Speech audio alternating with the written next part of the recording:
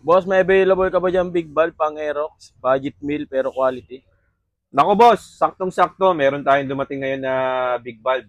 Pang Aerox version 1, version 2, NMAX B2, B2.1.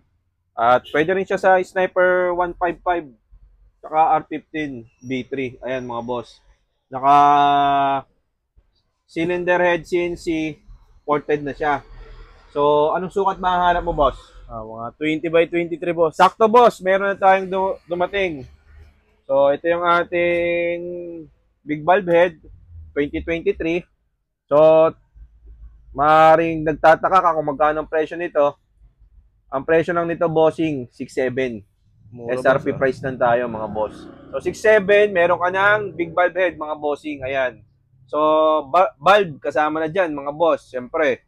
Tsaka, yung mga, ano niya, ayan, valve guide. So, itong head. Oh.